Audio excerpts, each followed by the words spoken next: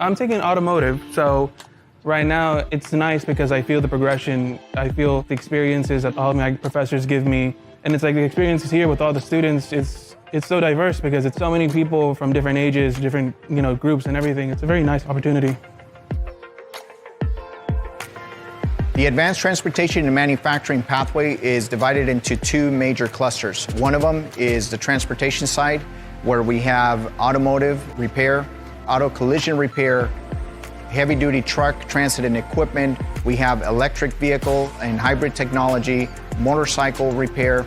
And then on the manufacturing electronics track, we have manufacturing and industrial technology, machine shop CNC, electronics communication, and microcomputer technician.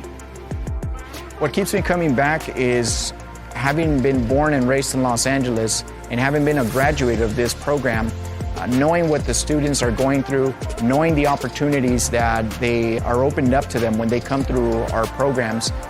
We provide access to career paths, to raising the living standards for so many people that otherwise may not even have an opportunity to come to college.